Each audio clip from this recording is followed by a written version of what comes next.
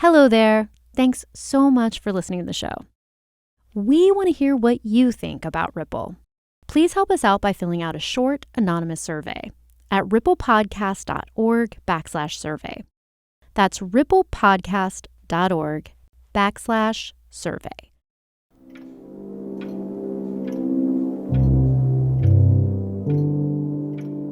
I was involved in a spill, and I had the same recurring dream.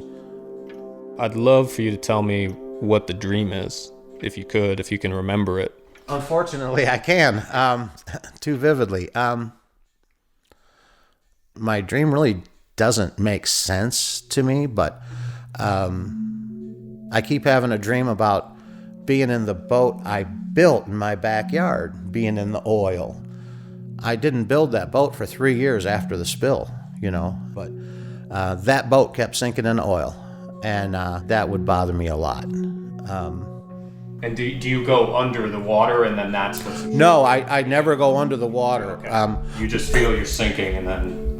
When the boat's down at a list and the stern's going under, I wake up every single time, and it would set a panic attack because of not being able to breathe. Have to get up, spend 4 hours in the living room watching TV or something, try to take my mind off it, and then try to go back to bed. I had to seek therapy. I had to be sedated. I got diagnosed with PTSD. It sucks. From Western Sound and APM Studios, I'm Dan Leon. This is Ripple.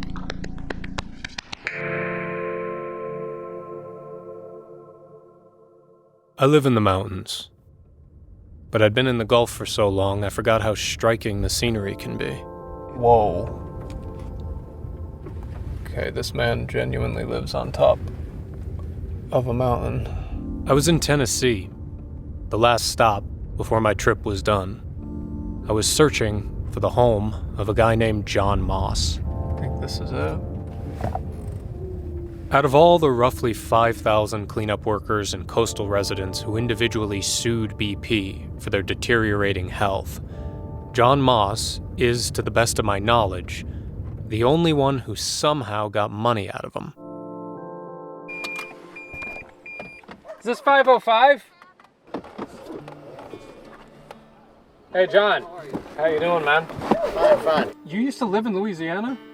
Mississippi. And Louisiana. You're about as far away as you can get from there up here, huh? That was the plan. Yeah? As far as mountain views go, John Moss's backyard is like a fantasy map painting in an old Disney flick. It's ridiculous. You know what? Can you talk to me about your view, please? It's absolutely beautiful. What you're looking at is about 45 miles of valley view. The Calf-Killer River is down in the bottom. We're 1,900 feet up. We have chickens, we got bears and goats and bobcats and just everything. To keep the Disney metaphor going, John Moss himself is kind of like a fairy tale princess, in that everywhere he walks, one of his animals is close by, following him around all chipper-like. Two big dogs. Oh, yeah, we got big dogs everywhere, bloodhounds. Hey, Rowdy. Good boy. I've been herding dogs for a while. I'm getting good at it. I got unpacked in John's barn, which he converted into an Airbnb. This is where I was going to sleep. Each day, I'd wake up, walk the rocky path over to John's house, sit down at his kitchen island, and we'd start talking.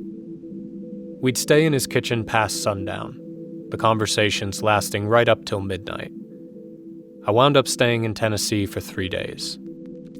I needed to understand how John Moss got a settlement. I'd spoken to a lawyer who was candid about how invincible BP seemed in all this. I'd spoken to cleanup workers with pending cases who spoke as though their dismissal was a foregone conclusion. And yet, somehow, John Moss won. As he and I spoke, I was keeping tabs in my head. I couldn't really help it. Each part of John's story had something about it that might have contributed to his legal victory over one of the most powerful corporations in the world. Part 1. Education.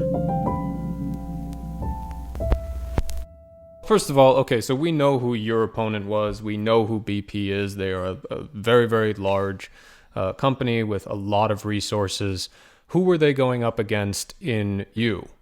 Well, I'm the hammer. I'm not the nail. I don't get shit on. I don't put up with it. I won't tolerate it. And were you ever the nail? Yeah, when I was about 14 maybe, or 13, my mom and dad made me a ward of the state because of my ADHD and emotional problems and things like that. And it wasn't the hardest thing to accept, except for I had a sister and 3 brothers, and they kept all them. Sort of made you feel like shit, you know? They put me in a foster home program. I ended up in the south side of Chicago in some shitty foster home, and I remember going out to the fire escape and not weighing enough to make it go down to the sidewalk, so I had to jump like 15 feet down. This was around 1977. John says he left Chicago and hitchhiked down to Louisiana. He worked on an oil rig. And then, when I was 16, I got arrested for stealing a cop's motorcycle. Why did you steal a cop's motorcycle? I was hitchhiking on this one spot for like 4 days and nobody would pick me up. They were driving by and I could grab someone else's. I could hear. Well, I didn't realize it was a cop's motorcycle. Oh, I see. Okay. It wasn't a police motorcycle. It was a okay. cop's motorcycle. A police officer's personal motorcycle. Yes. That must have been even better. It wasn't very fast. But I got caught running through a field, and it failed on me. But they extradited me to Illinois. They put me in front of a judge. The judge said, I want to see enlistment papers in a couple of weeks, or I'm gonna put you in jail. So I joined the Marines, and I was sent off to San Diego to boot camp. And while I was in boot camp, I had to race up Mount Motherfucker with our platoon flag against 3 other Marines. There was 4 platoons in our company. And what was Mount Motherfucker? It was just like it sounds. It was this big mountain in San Diego that you had to climb up. And if you were to slide back down, you'd know where the motherfucker part came in. It was straight down. And anybody that's been there will know this is right. You start slow and you finish slow. Don't run up there that first halfway. Don't try. You'll never make it. Part 2. Pressure. How did you find the VU program? Lisa found it all. Lisa Bridwell, my girlfriend for 11 years at the time, had a blog called Bumpkin on a Swing. And in her little fashion blog, all those girls got together and started talking about the oil spill, and they turned Lisa onto the VU program, and Lisa applied for the VU for me. And the reason she did it was for my birthday, she gave me a colonoscopy, and she paid for captain school for me. John had his captain's license, and he was getting ready to start a charter fishing business in the spring of 2010. But when the spill hit, that plan was derailed. BP was my first and last charter. They actually are the only ones that actually chartered my boat. While working on the cleanup, John was dismayed by what he calls incompetence at the highest level. We all watched their experimental attempt to stop the well fail. We saw their junk shots fail.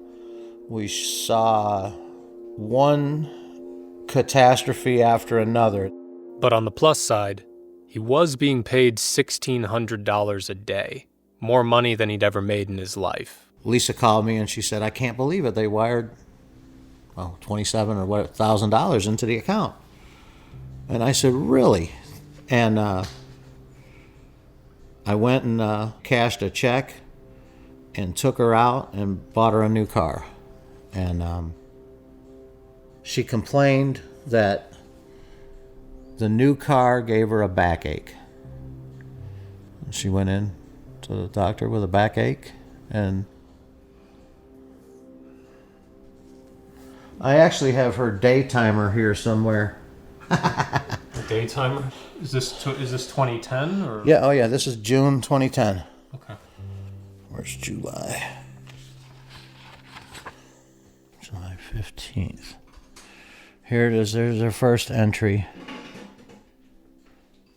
And she went in on the 15th for the first time.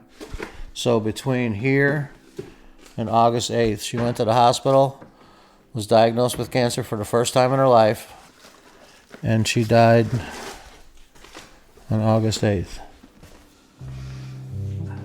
Yeah, I think this is the only death certificate I've ever physically touched. Uterine cancer and respiratory failure. They never sourced it because it was from her brain to her uterus, throughout her intestines, liver, kidneys, lungs, everywhere. Okay. So I guess my question is, do you believe that there was some kind of a connection? Absolutely. You do? Yes, I do. Okay. She wasn't out there on the cleanup with you? No, she was in my boat every night, cleaning the boat, cleaning my clothes, cleaning the cooler, making us lunch. She had direct contact with no PPEs with dispersed oil. John says Lisa wasn't complaining of illness prior to this diagnosis, but she was a smoker. So I guess that, if you ever went in front of, if you ever had, the assumption would be that Lisa got the cancer from smoking. That's probably what everyone would tell you. Without an autopsy, your guess is as good as mine. Yeah. And if I had to do it again, I would have given Lisa an autopsy. My personal feelings are unfounded. I have no basis other than what I've read and what I've seen. When John says what I've seen, he's partly referring to what happened in the months after Lisa died. See, after a day's work on the VU program, he'd park his boat in the driveway, and his 5 dogs would run around and play under his boat.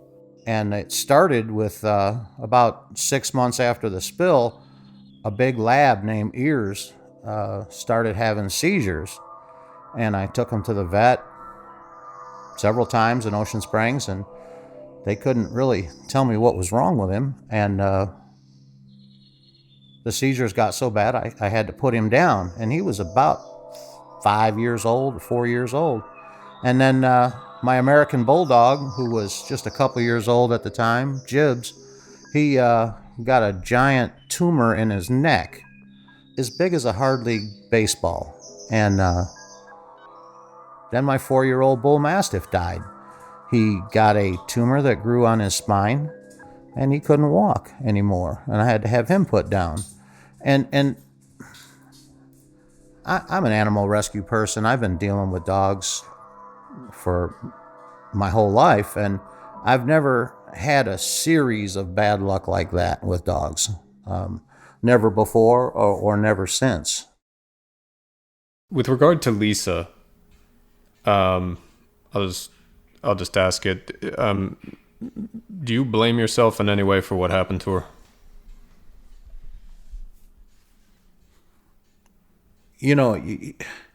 That's a hard question to answer, because even though there is some blame as far as me going out and getting that job and me bringing that stuff home to our driveway and me being...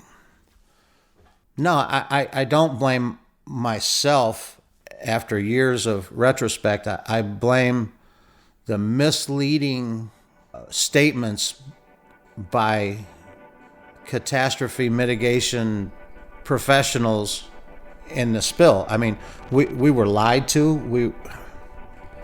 We were all lied to. Part 3. Distrust.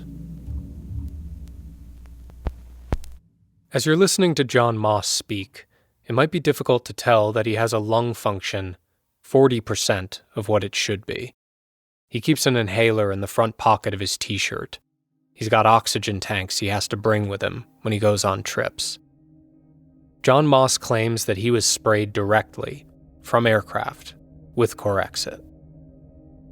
He decided to sue BP for the impact his condition has had on his life. Like many others, John sought legal representation. By no means do I think I'm a lawyer. By no means do I think I can walk in and beat BP's counsel in a federal court. I'm not an attorney. Okay. And I needed representation on this. When we broached the topic of Gulf Coast law firms, some of which represented John for a time, he launched into a tirade. So I called the Bar Association and looked for lawyers in Texas, Florida, Mississippi, Tennessee, Louisiana, Alabama. They didn't want my case. I'm just going to summarize John's position for you. Things didn't work out between him and his lawyers, and he doesn't trust a single firm on the Gulf Coast. I was forced to represent myself pro se. Pro se is Latin for self, or in one's own behalf. John found himself in the position of taking on British Petroleum all alone and prepared for the fight of his life. More with John Moss after this. We'll be right back.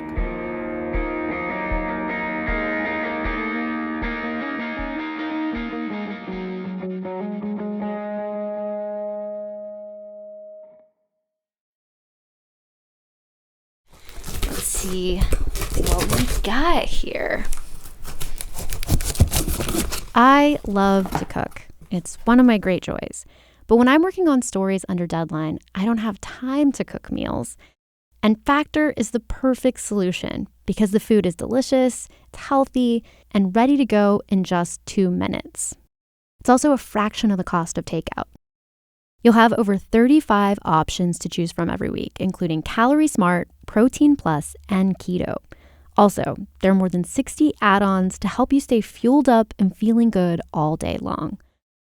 What are you waiting for? Get started today and get after your goals. Head to factormeals.com/ripple50 and use code ripple50 to get 50% off. That's code ripple50 at factormeals.com/ripple50. All right, I am set for the week. We all want to be our best selves, but it can be an expensive journey. From experimenting with alternative medicine, I was working with a natural, holistic nutritionist and never really thought about the cost. to splurging on fast fashion. I was spending all my tips. I was definitely spending $200 a week. I'm Rima Jerez, host of Marketplace's This Is Uncomfortable. This season, we explore the cost of self-care and the real motivations behind our spending choices. Listen to This Is Uncomfortable wherever you get your podcasts.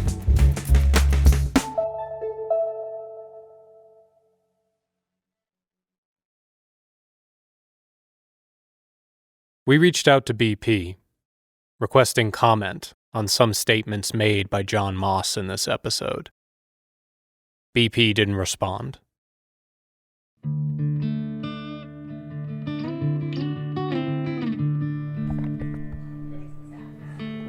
just came into John's house and he's carrying a stack of how many pieces of paper is this? 4,658.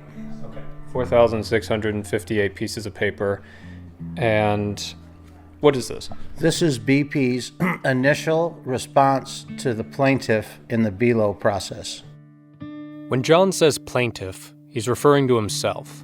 When he says BELO, he's referring to the process under which he was suing BP. His case was being heard in the Eastern District of Louisiana. Since he was representing himself pro se, John filed a request for discovery documents from BP. I requested all employment records, duties, and job descriptions of myself, the names of all VU task force members, all decon records. John was reading off of a legal pad, and he just kept going and going. All data in regards to Corexit, and Dawn dish soap. He listed his discovery demands for a full 5 minutes and 7 seconds before I stopped him. Any and all communications between Admiral Thad Allen and the Incident Commander, U.S. Coast Guard. I'm not going to make you read this whole thing. Okay. They responded to you by sending me 4,658 pages that say non-responsive on each and every page. Okay. You can take any one of these files. We flipped through thousands of pages.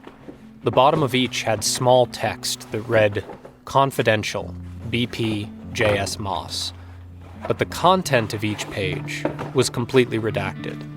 It was just thousands of sheets of paper with large, bold text that read, "Non-responsive."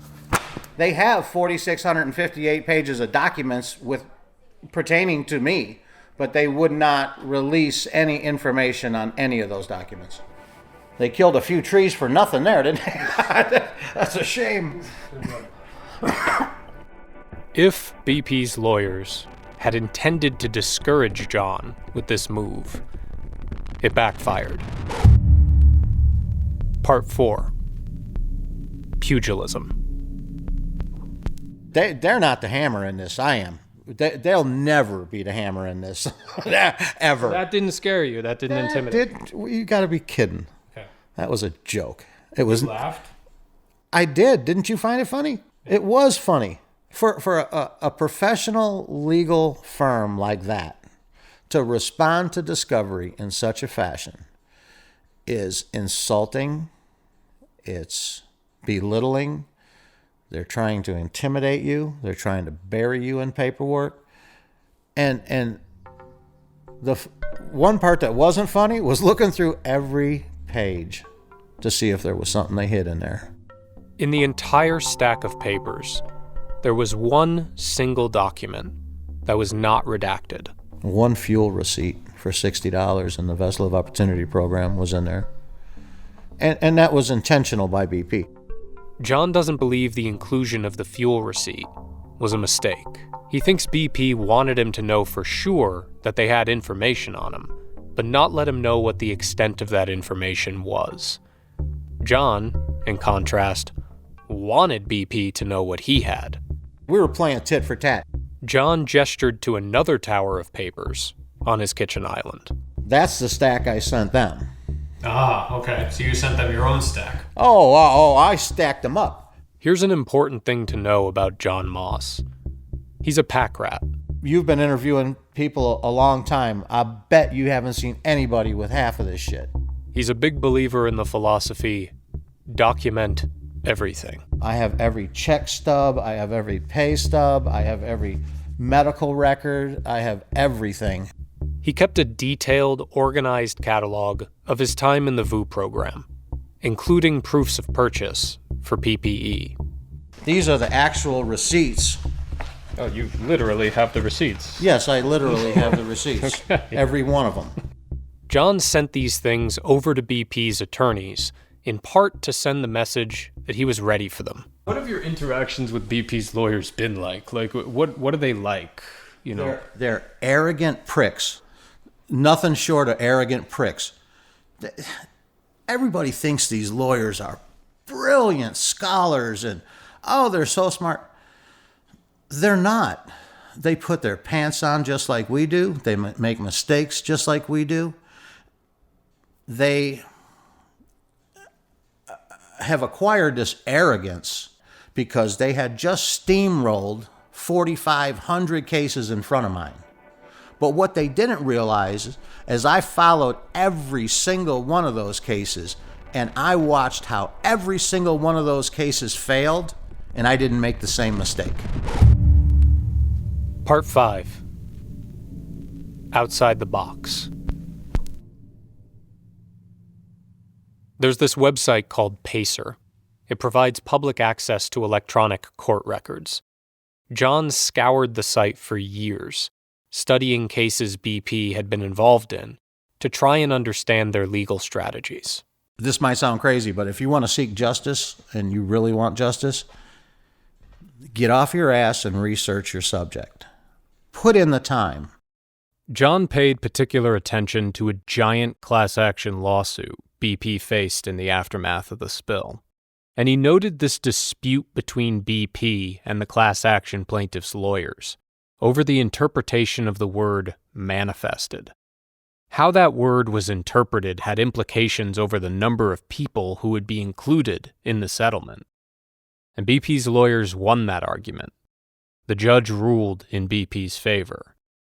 So John didn't want to lose to what he saw as wordplay, and considering he was representing himself, that was a possibility. I requested the Hudson method be used in my case. So John cited a legal precedent from Hudson v. Hardy, a 1968 D.C. Circuit case, and he argued that since he was pro se, any motions put forth by BP had to be clearly explained to him in layman's terms. They can't use any legal mumbo-jumbo bullshit to sneak by me. They have to talk to me man to man. They have to tell me exactly what they're looking for and exactly what they want. They can't trick me with terms that are over my head.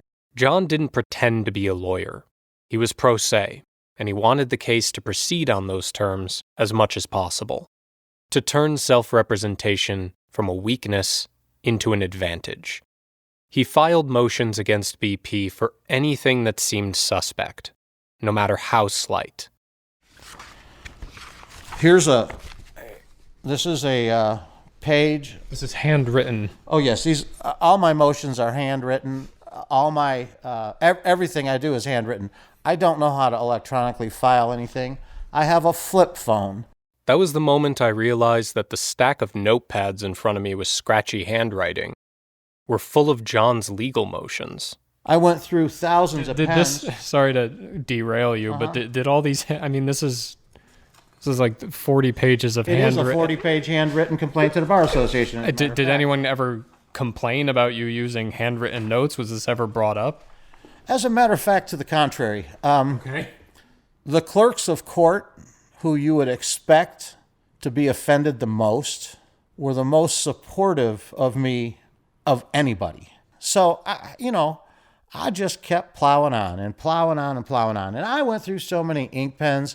I went through so many stamps, boxes of envelopes. John was navigating the legal system to the best of his ability, mainly by just Googling everything, and he hadn't been crushed by BP yet. But there was one fight he saw as essential to his chances. John filed a motion for a change of venue. He wanted his case out of Louisiana, a jurisdiction he had grown to distrust, and a jurisdiction that was far from his home and from the doctors who were supporting him. I live 550 miles from the Eastern District Court. My truck is a 1970 Dodge that gets 7 miles a gallon. Submitting written motions was one thing, but in the process of arguing for a change of venue, John would have to argue his motion orally. This means he would have to speak in front of the judge and plead his case. And staying focused in court was at times a challenge for John. Mental health issues are somewhat, people are afraid to talk about them. I'm not. It doesn't make you stupid or less of a man or anything else. It just, what's stupid is not to address it, not to confront it. So John confronted it. And over the years, he came up with a strategy for court appearances. A sedative helps when I go to court. I generally take an Ambien, or I take some type of a sedative so that I can stay more focused, and that's how I roll when I go to court. John prepared and delivered his motion to move his case to Tennessee. My motion for venue was extremely clear, and I made it clear that convenience to the courts do not outweigh witness testimony in trials. And witness testimony is the most important thing. My diagnosis was in Tennessee. My witnesses are in Tennessee. My doctors are in Tennessee. Everything's in Tennessee. BP's lawyers pushed back on the change of venue. They pointed out that no BELO case had ever been seen in Tennessee, whereas hundreds of BELO cases had been tried in the Gulf states. But after a somewhat testy back and forth with the judge that left the issue unresolved in court, BP eventually conceded. My case was hurriedly transferred to Tennessee. It's unclear how exactly this happened, why BP agreed to this change of venue. Maybe John's motion was really that ironclad and well argued. It's not clear.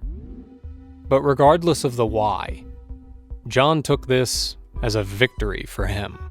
When you beat experienced attorneys and you're like me, it gives you a little confidence, That's like me going in and beating LeBron James in a one-on-one game, Highly unlikely.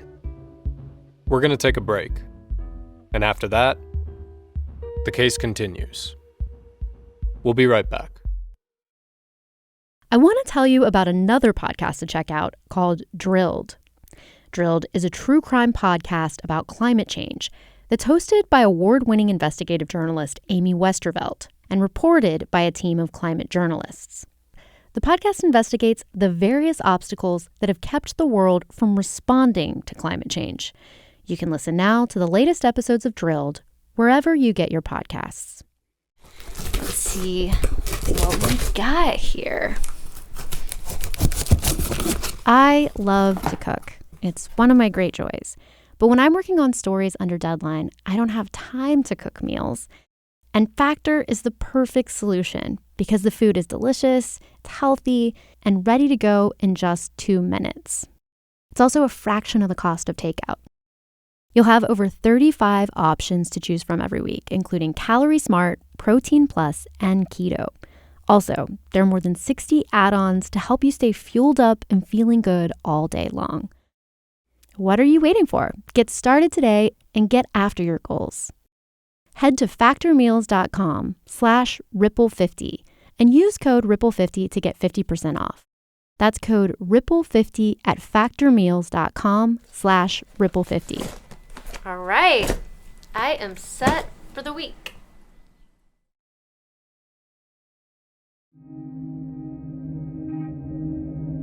John Moss had successfully gotten his case transferred out of Louisiana. The man with the gold makes the golden rules. and they don't have any gold in Tennessee. We had no pony in the race up here. It was just a matter of law. But the change of venue was a double-edged sword. On one side, his case gained a new momentum and was finally moving forward. On the other side, John was struggling to keep up. I would have considered it a complete failure if I would have had my case dismissed with prejudice. Was your case at risk of being dismissed with prejudice? Yes. Oh yeah. The whole time. Oh yeah. How come? Because I was running it probably, but it was because of deadlines. I worked extremely hard to make everything happen on the required date or before, and I was successful for 12 years doing that. I was so stressed out on trying to give my case CPR and keep it alive that it became a nuisance to our relationship, me and Alita.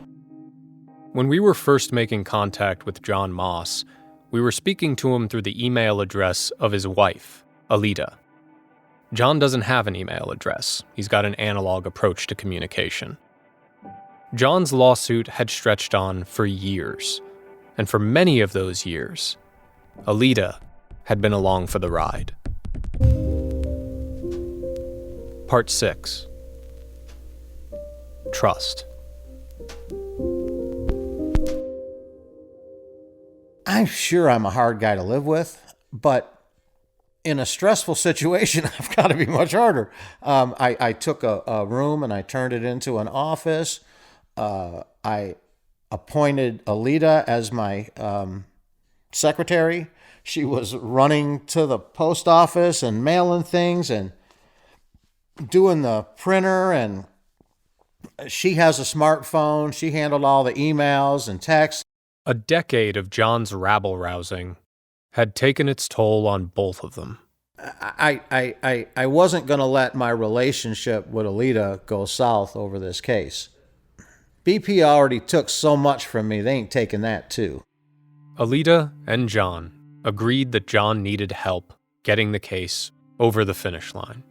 Despite John's negative experiences with lawyers in the past, he needed representation. But finding a lawyer in Tennessee with the appropriate expertise was a problem. I looked up maritime attorneys in Tennessee. There's 3 of them. He made calls and set up interviews. Divine intervention, you call it whatever you want, but we were sitting on that deck right there in that chair. Alita had her little smartphone, and we were on a Zoom meeting with Ken Berger. And I promised her that if Ken didn't take the case, that I was done. Ken Berger is an attorney based in Murfreesboro, Tennessee. He interviewed me. He told me that he was a lawyer with an average IQ. The only thing that he's got is work ethic, and he will work this case, and he'll win my case. And I thought, well, hell, that sounds great. And Ken took the case. How did he feel about your work, the work that you had done up to that point? He thought it was effectively crude. John and Ken were in this precarious part of the legal process. They were being confronted with the same attacks that had gotten so many cases before theirs dismissed. BP's expert witnesses were zeroing in on John's health. Each one formed an opinion of me and my health situation, and none of them have ever met me or examined me. And what was their opinion about your health situation?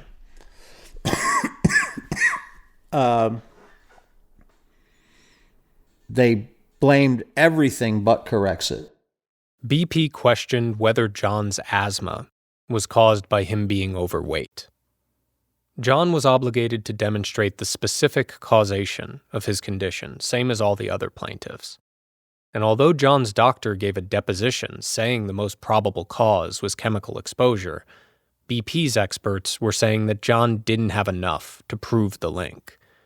As part of their argument, BP's experts cited data, the same data that keeps popping up in this series, the data collected by contractors hired by BP to monitor the safety of the cleanup. They were going to use BP's post-spill data on air quality, water quality, all that crap. So John and Ken were at a precipice, the place where so many others had failed and fallen. If they wanted to win, they had to contend with BP's expert witnesses and BP's data. And the two of them came up with this unique plan to do just that. Part 7. Common sense. BP struggled with the approach Ken put on him. Ken beat him with a stick when he told the judge that we motioned to exclude their expert witnesses in the case. And using what logic did Ken and yourself motion to dismiss their expert witnesses? Why did you motion to dismiss them? Because BP pled guilty to obstruction of Congress and pled guilty to falsifying post-spill data,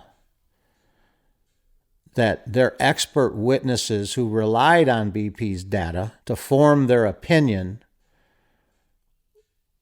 they were forming an opinion based on untrustworthy data. There's no data BP can produce from the BP oil spill that would be trustworthy in a court of law. John and Ken didn't try to disprove BP's data. Instead, they motioned to exclude BP's data, to just throw it all out, and to exclude BP's expert witnesses from the case, to exclude all of them. They justified their motion by calling attention to basic facts about BP's behavior since April 20th, 2010. They pointed out that with regard to the oil spill, BP is criminal. BP also pled guilty to lying. It pled guilty to misrepresenting data to Congress. So John and Ken argued, why should BP be allowed to submit any of its data pertaining to the oil spill into a court of law? And why should it be afforded the legal presumption that this data is accurate or complete when BP is a confessed liar? Was the judge receptive to the idea of your motion? Very much. Okay. Oh, extremely. Okay. Extremely. The judge was not a friend of BP. BP had attempted to do what it successfully did so many times in the Gulf Coast, to have the opinion of John's doctors thrown out, to say that John didn't have enough to prove specific causation. But this time, the judge rejected BP's motion. BP tried to exclude our expert witnesses in their summary judgment, and their failure to exclude our expert witnesses opened the door for a trial. After these developments, John says their mediations took on a different tenor. BP's lawyers now seemed open to settling. BP came and said, well, if you drop all the charges or drop the case with prejudice, we won't bill you for all our attorney's fees. And I told the mediator, I said, can you go back there and ask them to kiss my ass?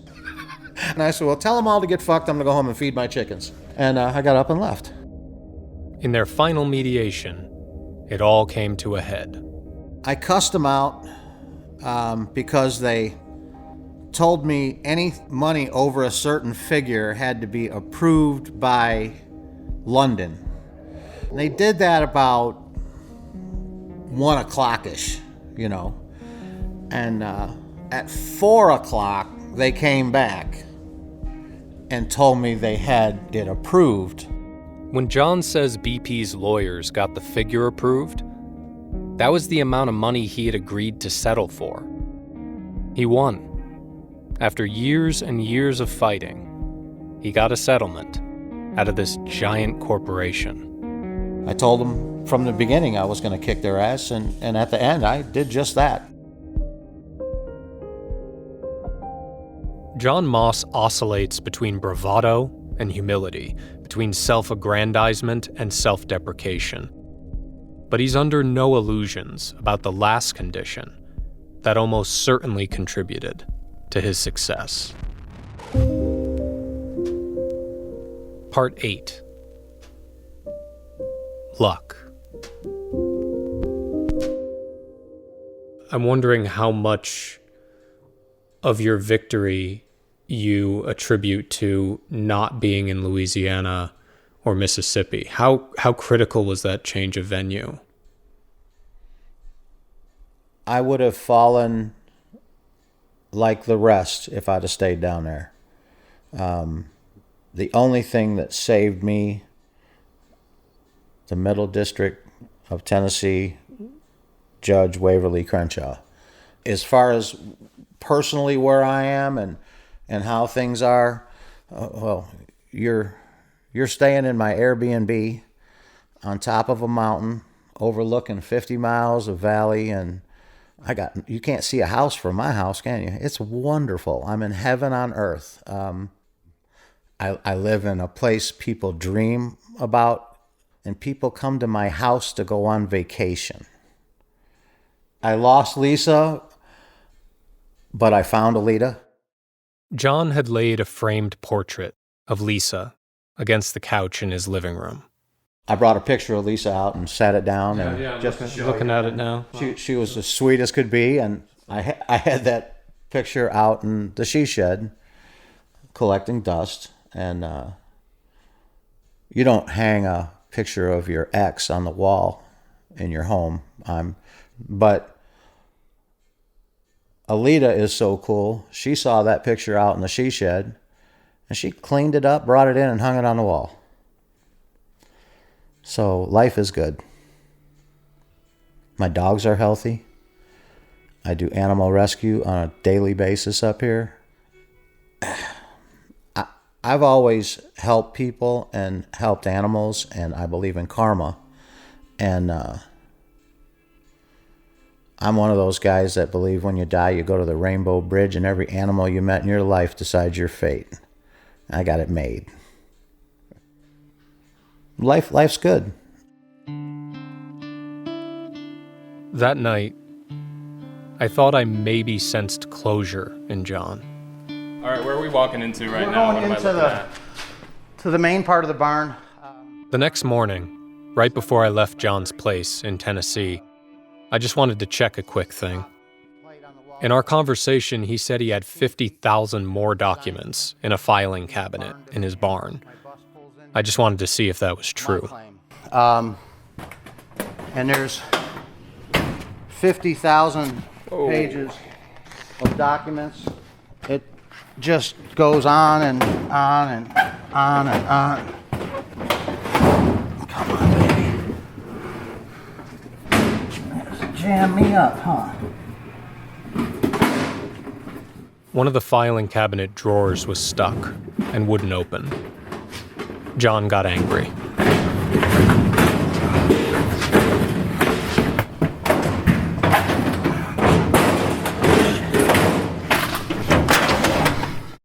He bent the metal frame to get it open. Then he stood up, out of breath, defiant. The closure I maybe sensed the night before, completely gone. It exists. I hang on to everything. I have never thrown a document away pertaining to my BP case, and I won't, because I'm not done. I'm going to pursue the federal government's involvement in my illness, and I'm going to try to make them pay for shortening my life. They were instrumental in that effort. They were corrupt. They were misleading. They were in cahoots with BP, and I intend to prove just that.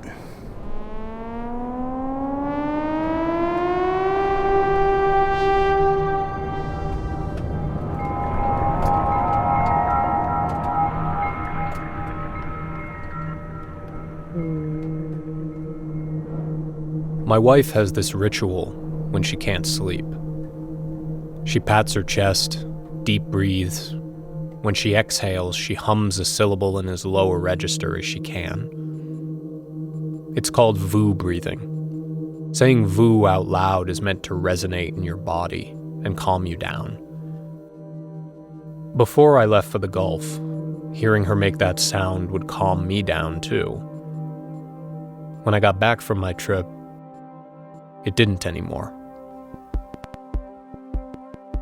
This new version of the Deepwater Horizon story had replaced the inaccurate one in my mind, and I started wondering, how many other stories am I misremembering?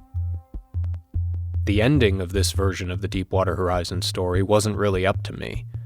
It was up to the EPA. They'd been successfully sued by a lawyer named Claudia Polsky on behalf of marine toxicologist Ricky Ott and other clients. A judge told the EPA they had until May 31st, 2023, to update the country's national contingency plan, an obscure but critical policy that lays out guidelines for responding to toxic spills, including the use of dispersants. As you may remember, the aftermath of the Deepwater Horizon was regulated by a national contingency plan that hadn't been updated since 1994. At the end of May, it didn't make much of a stir in the news, but the EPA issued their new guidelines. I called up Claudia Polsky to get her reaction. It's unquestionably a vast improvement on the 1994 National Contingency Plan that preceded it. And she was pretty damn happy. So, for example, one thing that was a huge issue in Deepwater Horizon was victims' inability to know the precise chemicals to which they had been exposed. And under the new rule, companies manufacturing dispersants have to disclose every single ingredient in each of their dispersant products. And so that's a big win. And the EPA went even further. Another thing is that there is more pre-market toxicity testing of these products required before they can be added to so-called Schedule J, which is essentially the list of things potentially available for oil spill response. And one of the additional forms of testing that is required, which is super important in reducing exposure, is efficacy testing, because our clients contend that even leaving aside the health and ecosystem costs of these chemicals, dispersants very often just don't work. So now, companies need to run more stringent testing to demonstrate that their products even work. And there's another type of test that they're now required to do, which is seriously relevant to everything you've heard in this series. Companies are now required to test the toxicity of their dispersants in combination with crude oil. The mixture is now under scrutiny, not just the dispersant. All of those things are positives. Another big win for Claudia and her clients is that every single dispersant currently approved for use in the United States must pass these new toxicity and efficacy tests, or they'll be removed from the list. Which brings me to Corexit. Corexit currently remains on the Schedule J list and will presumably be subjected to additional testing. But there was another component of the EPA's decision, which involves who exactly is in charge in the aftermath of a toxic spill. One mixed bag feature that causes some different viewpoints among our client coalition is that the rule provides for more local input into whether and which dispersants will be used to respond to a given spill. And for clients that have more faith in the local response teams, that's a good thing, because those folks are closer to the ground and our clients trust them to make nuanced decisions. In the Gulf Coast, our clients are concerned that local input will not mean an additional layer of safety screening. They think there's just going to be a blank check to the oil industry, and they wish that EPA would set more rules federally that would further restrict dispersant use on a nationwide basis. This stuck out to me. Under the EPA's new rule, more local input could mean more safety oversight, but it could also mean less, depending on who is giving the input and where the chemical incident occurs. It puts a pretty heavy burden on citizens because they have to engage with lots of local decision-making processes rather than just offering their input on a federal rule. But zooming out, this is a real step forward. Our clients accordingly decided not to sue EPA over the final rule. If Claudia and her clients were dissatisfied with the EPA's updated guidelines, they could have sued them again. But they've decided that these rules are strong enough, and so they'll keep a close eye on how they're implemented, but for now, they'll let the new National Contingency Plan be the law of the land. But that said, I can't in good conscience report that this new EPA rule is enough to protect you. Chemical incidents aren't a rare thing in the United States. How prevalent they are exactly differs depending on who you ask. But if you live in the vicinity of a chemical spill, it might feel like an echo of what happened post-Deepwater. You might be told by local officials that the air is safe, that the water is safe, that you're safe. Someone might offer you money to help clean up the mess. And you're going to have to make a choice to do what you feel is best for you and your family. My dad worked a lot of hours when I was young, and I always wondered what he was doing out there in that big, wide world. Turns out he was working his ass off on construction sites, exposing himself to all kinds of things that may or may not have given him cancer in his 60s. So I'm going to leave you with the same message I wish I knew to say to my father when I was a child, and he came home smelling of germs and placed the only pair of shoes he could afford in the basement to protect me.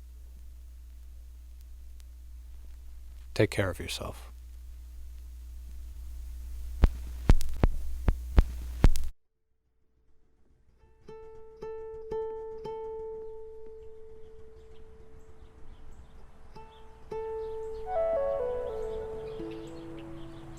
Ripple is produced by Western Sound and APM Studios. It's created by me, Dan Leone, for Western Sound. Ben Adair is the executive producer. Erica Krause is the executive producer for APM Studios. Ripple is written and hosted by me, Dan Leone. Betsy Shepard is the senior reporter and producer. Colin McNulty is the editor.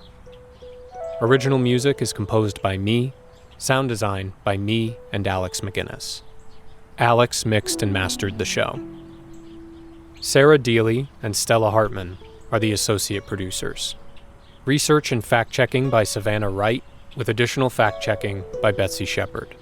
Additional reporting by Haley Fox. Nick Ryan is APM Studios' senior production manager. And the executives in charge for APM Studios are Joanne Griffith, Alex Schaffert, and Chandra Kavati. To learn more about what you've heard, visit our website at ripplepodcast.org. At a time when information continues to come at us faster and faster, sometimes you need to hit pause and rewind. NPR's Throughline takes you back in time to the source of the news stories filling your feed. Find NPR's Throughline wherever you get your podcasts.